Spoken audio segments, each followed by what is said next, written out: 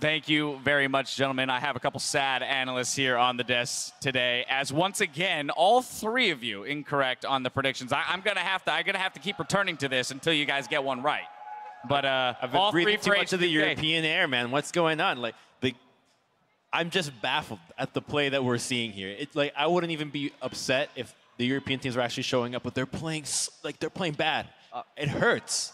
I thought I had a smart plan, guys. You know, I was like, okay, I got to find the cool kids. I got to find the smart kids. I need to prep with the right people. Went straight to Deficio and Crepo. Right. Okay, but see, here's the thing. Both of you are now kind of just playing the ignorance card there, but that means that you listen to this man. So now I'm going to come to you, Crepo. Please defend the predictions here so far today. Oh, you think I'm sad for my prediction rate? I'm sad for the horrible display of macro that H2K have shown there. Like, they forgot everything, and including about the game. It was disgusting. I'm ashamed for Europe right now, and I feel honestly really bad because they had the opportunity to close out the game very, very early on, and they neglected it.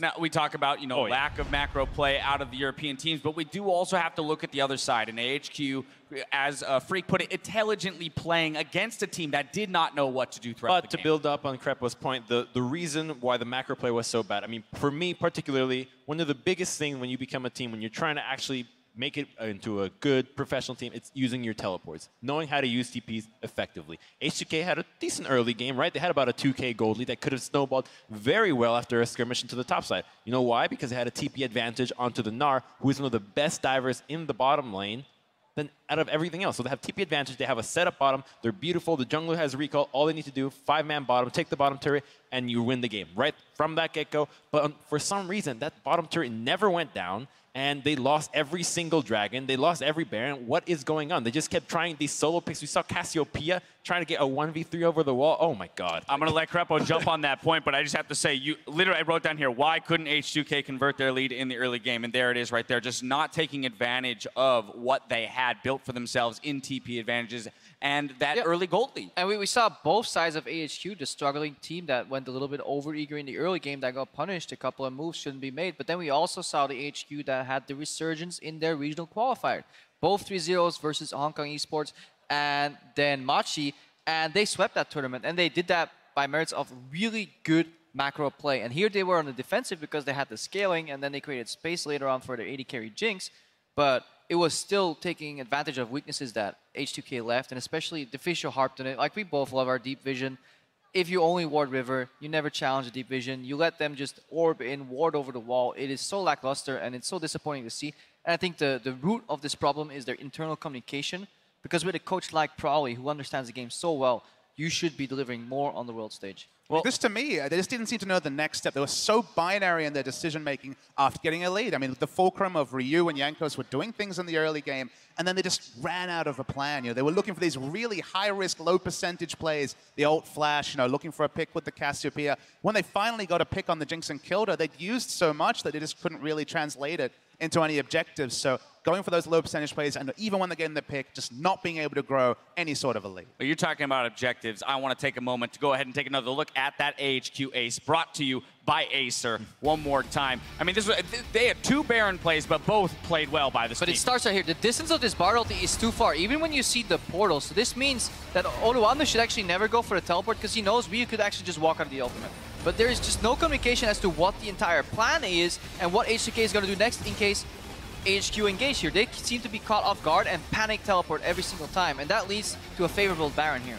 And once again, like they go back towards the mid lane, they're trying to get control, but they just get caught out, and they're refusing to get the priority first. They're skipping steps in this entire process. You're 5-manning mid. This is not an ARAM. And this is so smart from Westor. They just saw Odoamne teleport in. They use the ult. They force Odoamne to back. At worst, it's going to be the 5v4 for AHQ, so it's such a smart Baron timing. And you talk about communication, Crepo. Communication really on point from AHQ. Yeah, AHQ on point. They bait them in, lure them into the Baron area. They can't finish it off, even though Jinx has that minigun, but they kite upwards in their safe region, and they suck in Ryu, who steps forward. And then obviously Ryu has counter threat potential, but not versus the super fed Olaf. Mountain again really positioning well in the fight. Everybody on AHQ here was on the same page. They used the Baron as a bait because they knew they were 4v5. They isolated the key target. They finished him off, and the rest was very easy to play out. Some sweet micro here too, on going for the wards for lifesteal. These little decisions really mattered.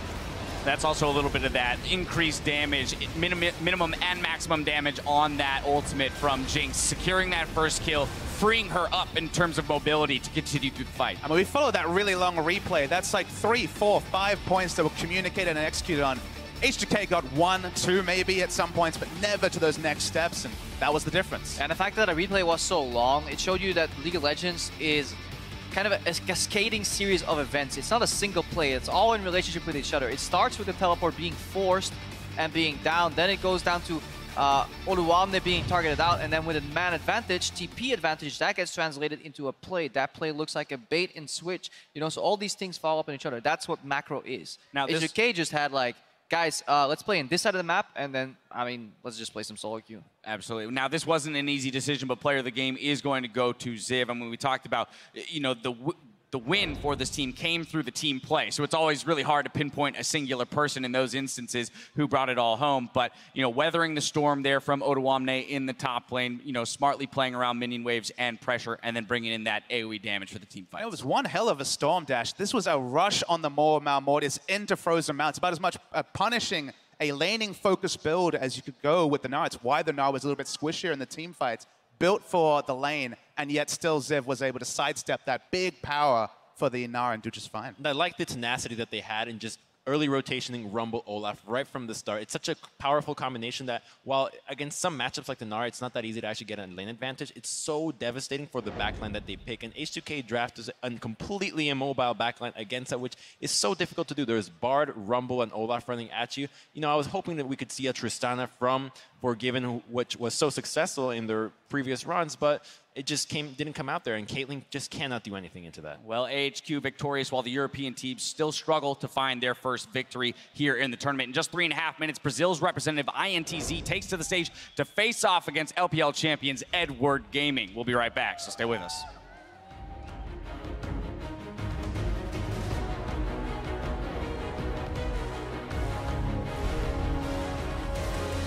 We're finally at Worlds, guys, so this is our time to show up. All right, good luck, have fun. He's going to go for the jump off to the side, getting away from the axe, but it's going to be enough damage for Mountain. One more chop, and there's the first blood for AHQ into the top lane. Keep your way. Having a teleport, and oh, he grounds him. Ziv cannot take off. He will get the kill. Nice. Nice. Whoa, the flash play. They're going to remove the chance to flash out, and On is going to get blasted. Nakafuna Albus looking to take down the support. There's Baron picked up really quick by the red team, but the team fight's still going in. The backline is safe from H2K, and they're putting in a ton of damage right now. On staying alive, gets the snipe. Now the re-engage from Ryu is going to pick up Mountain, and he will. Nice.